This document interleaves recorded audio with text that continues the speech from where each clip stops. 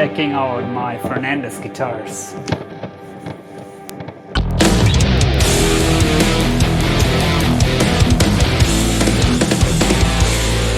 When I came back from my summer holidays in Japan, I got the message that Fernandes, the iconic guitar brand, they filed for bankruptcy, or they're basically bankrupt, don't have any money, and so they will not be able to continue their business. And that is a shame, because personally I was always a fan of their guitars, and over the years I got a couple of these. Unfortunately I sold some of them, but yeah, today I would like to show you the ones I still have, and also talk a little bit about my experiences with that company. So I saw this company first when I went to Japan in 2006, and I heard the brand somewhere, but it was not that famous over here in Europe, to be honest. And then I went to a guitar shop in Hotone, of course, and suddenly I found this guitar, which was obviously used. It was ridiculously cheap at that time, and it's a Fernandes Monterey with the famous built-in sustainer kit, and also a Seymour Duncan JB in the bridge. And I saw it and I thought it looked great, and then I played it and I thought, wow, it feels really great. It's made in China, but it has Grover mechanics, and of course alone the pickup system, it's really worth a couple of €100, I think, if you get that alone. And this guitar was below maybe €300 back then. So I checked it out, and the market price in Europe was around €1,000 or more. So I immediately bought it in Japan, and I played it a lot back then. And yeah, maybe I can show you some sounds, but I put out a couple of videos where I was presenting this guitar.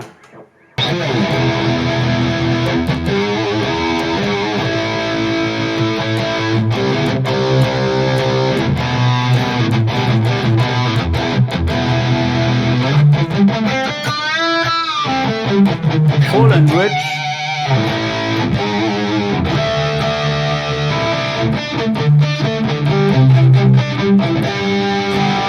And this is basically not a Les Paul shape, it's more the like the ESP Eclipse. Sorry, I think there's a little bit of corrosion inside in the electronics, but because I didn't use it a long time. But yeah, so it's a thinner body shape like the ESP Eclipse, and yeah, it comes with a fixed bridge. I think they offered it also in a Floyd Rose version, which I didn't get back then, unfortunately.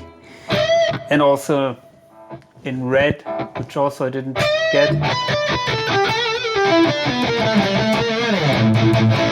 And of course the most important thing here is a sustainer kit. So it has basically two switches. You can turn on the sustainer, and well, then the note should ring infinitely,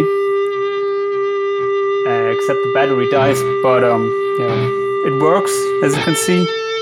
And also have another switch where you can make the sound go 1 octave higher or 2 octaves higher, I think. So it's going to the overtones basically. And I don't know, it's maybe helpful in some situations. I use it sometimes when I need a very long sustaining note when recording. I think I used it also on the solo to November Rain when we were playing live a couple of times. But it's nice, and it's way more comfortable than maybe the Ebo or something. I think they also put that out with the three-way switch here, so that you could choose maybe if it's going up 1 octave or 2, but this has only the two-way switch here. And also the sustainer is a usual neck humbucker.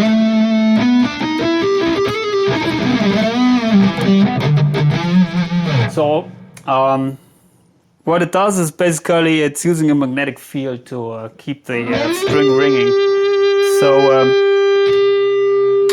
it doesn't depend on in which which pickup you're using. So if you're using it,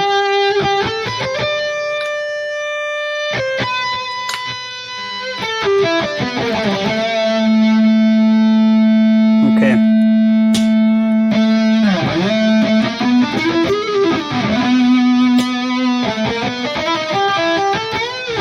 Found out now that it switches to the maybe to the neck pickup when you activate the sustainer function. To the bridge pickup, sorry. Anyway.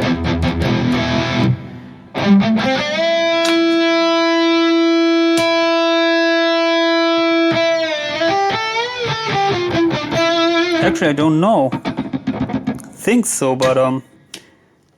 Maybe I found out something new about that guitar. But the sustainer was always working fine when I used it. And other than that, the guitar sounds kick-ass. So I assume it's made of good wood and yeah, has big frets. Nothing wrong with that.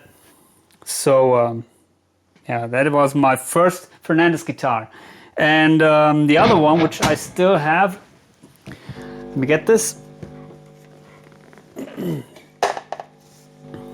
It's this one, which is called Revolver, I think, like the weapon.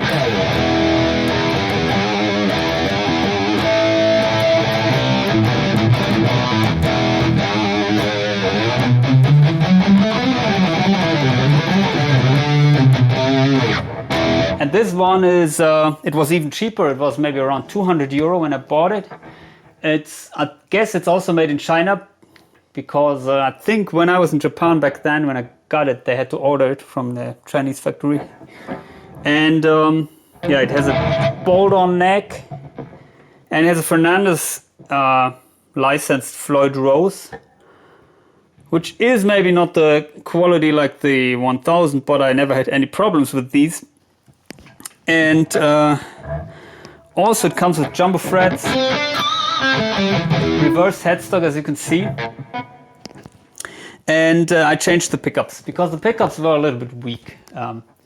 Imagine I bought this maybe 15 years ago or some shit. So back then, the guitars made in China, they came sometimes, at least the cheap ones, poor quality and with poor electronics. And currently I have, I think, the Steve Special and the Aaron Norton here.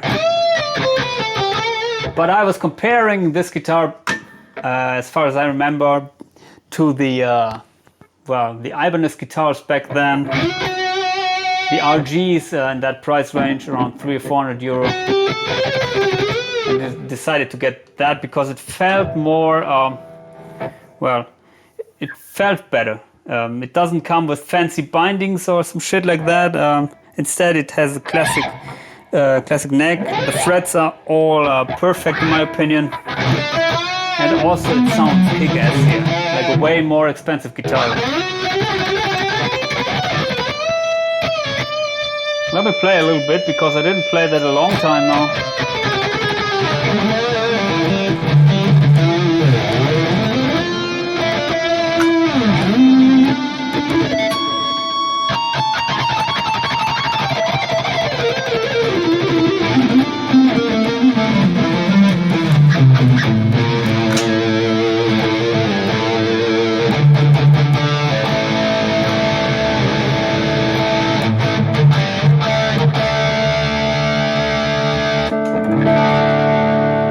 Cleans.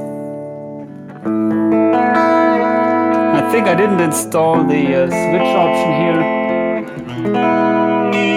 It also currently doesn't have the 5-way toggle, which I think it had one time when I was experimenting with that.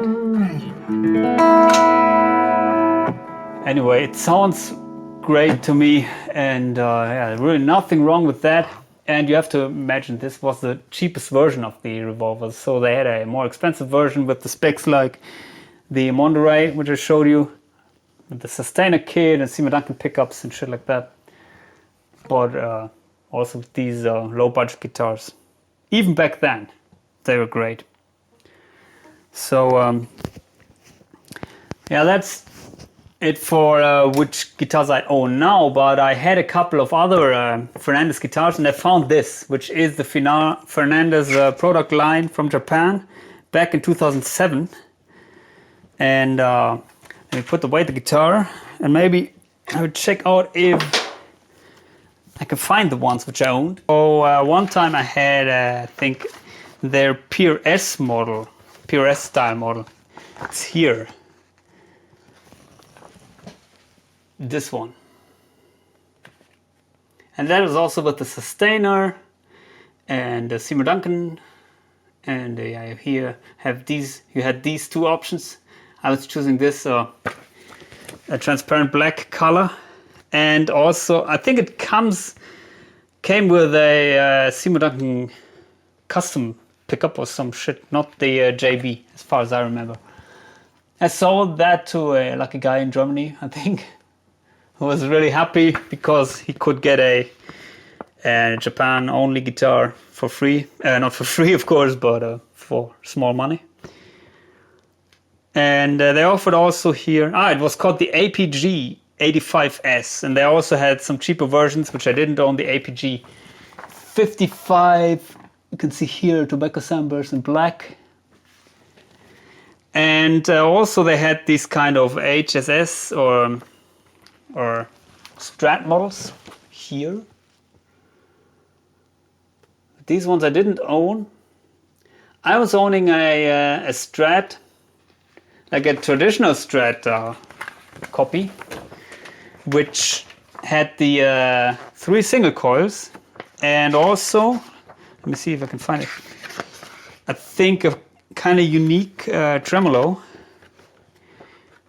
It was unique because I think the tremolo arm was somehow angled, so can't exactly remember, but the guy who bought it, he asked me, is it usual that it's angled? And I thought it was because they tended to set the, although it was a traditional Strat trem, they tended to set it floating, and if you set it floating, the tremolo arm should be straight still. So I don't know how to explain that correctly, but it's not in here. It was silver with a white pickguard, but it looked like a Strat basically. And unfortunately I sold it also. And of course I will show you the other guitars here. So it starts with these iconic guitars, which are the Ravels. As you can see, we have a mix of a Les Paul and what is it? Actually, I don't know. Maybe a Mockingbird cutaway. And yeah, there was also this green one, I think an artist model for some guy from Velvet Revolver. Not that I would care about that.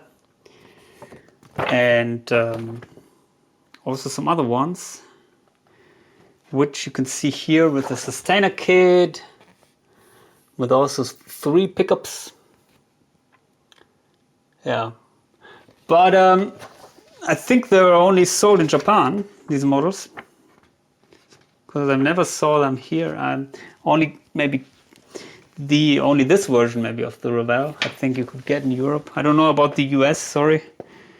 But usually I'm going to Japan quite often, and what I found out is that they have many models only for the Japanese market, because the Japanese are really guitar geeks, and yeah, you have way more options there than in the rest of the world, I think. Yeah, then we have these ones. Showed you already, the kind of power Strat with a single coil in the neck position and a Floyd Rose or some kind of cheaper bridge. Yeah. And then they have some kind of artist models, I think, here. But mostly for Japanese artists. And there was one which was also the PRS shape for the guitar player of L'Arc-en-Ciel, or I don't know how you say it, how we call them. They're very famous Japanese artists. So it's this one here. I saw this in a shop, and I considered buying it. So maybe when I go back next time I will buy it.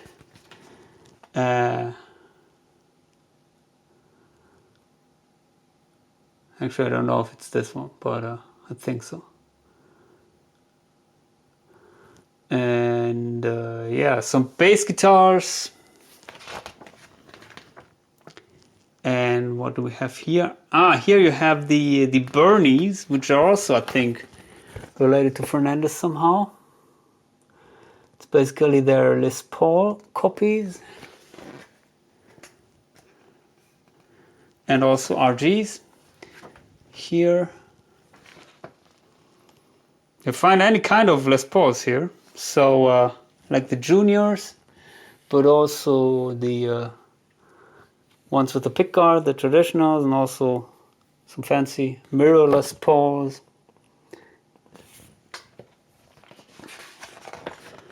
And then they have these kind of funny travel guitars with a built-in speaker.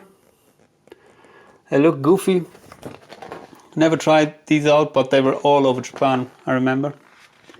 So yeah, that's a good memory.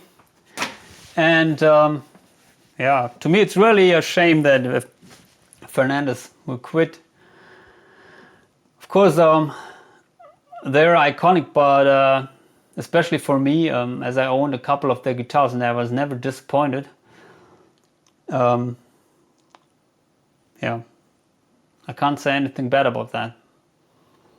And especially the sustainer kit and the overall sound quality of the instruments, it was it's really great. So if you can find one of these Fernandes guitars, maybe used, or maybe some shops will still sell them, have them in stock, I recommend to have a look at them. And especially if the price seems to be adequate. So that's it for me today. Well, for my little goodbye to Fernandes, and please consider subscribing, like, hit the bell. See ya.